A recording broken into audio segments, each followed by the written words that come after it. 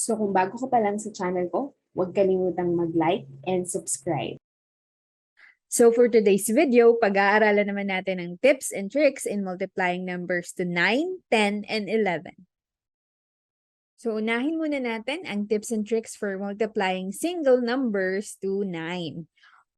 For example, 9 times 3. Okay. So ang gagawin natin ay kukunin natin itong digit that is multiplied to 9 and subtract 1. So magma-minus tayo ng 1 sa number na ito. So 3 minus 1 is equal to 2. At yun yung ilalagay natin sa first digit. Okay.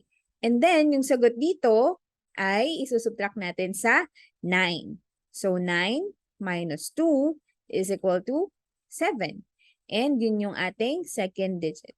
So 9 times 3 is equal to 27. Okay. So for example, 9 times 5. Okay. So para makuha natin yung first digit ng sagot, isusubtract natin yung 1 sa number that is being multiplied to 9. So 5 minus 1 is equal to 4. So ito yung ating first digit. And then yung sagot dito, which is 4, isusubtract naman natin sa 9. So 9 minus 4 is equal to 5. And yun yung magiging second digit ng ating sagot. So 9 times 5 is equal to 45. For example, 9 times 8. So para makuha natin yung first digit ng sagot, we will subtract 1 dun sa number that is being multiplied to 9. So 8 minus 1 is equal to 7. So ito yung ating first digit. Okay, and then yung 7, susubtract naman natin sa 9. Okay, so 9 minus 7 is equal to 2. So 9 times 8 is equal to 72. Ngayon naman, for multiplying any number by 10, mag-a-add lang tayo ng 0 sa huling part ng number. Okay, so for example, 45 times 10 is equal to 450. Okay.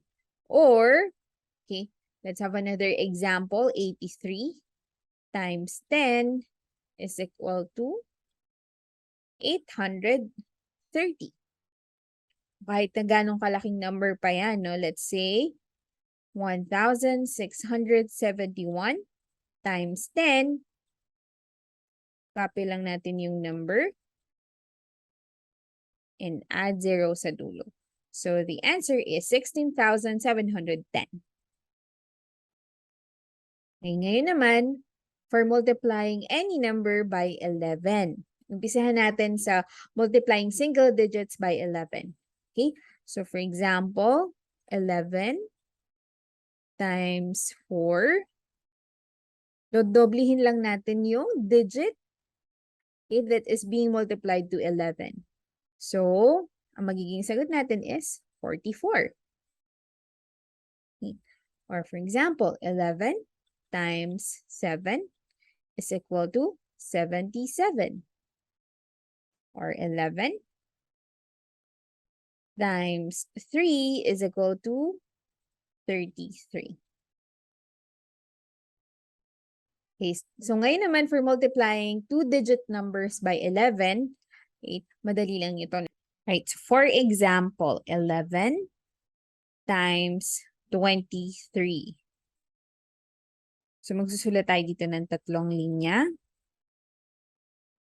Ngayon, now to get the first and the last digits, okay, lalagay lang natin yung 2 and 3 dito sa magkabilang dulo.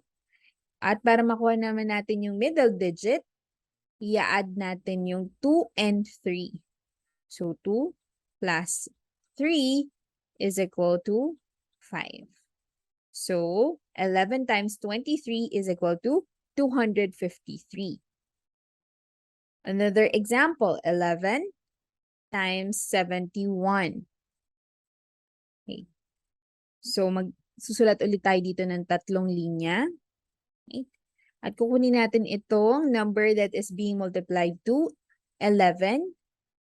Lagay natin dito yung first digit and dito naman yung last digit.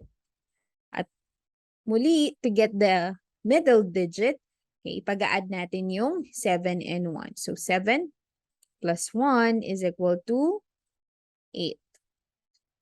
So, 11 times 71 is equal to 781. So, for example, 11 times 57. So, magsusulat ulit tayo dito ng 3 linya. Okay? Kukunin natin yung digit that is being multiplied to 11. So, sulat natin dito yung first digit, which is 5. And then, dito naman yung 7. Okay.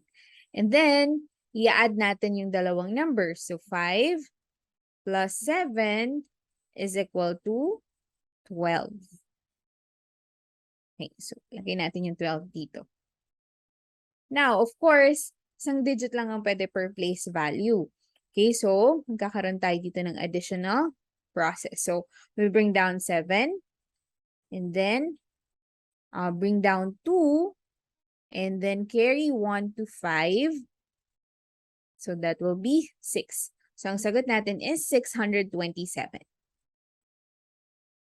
Okay, so another example, 11 times 68.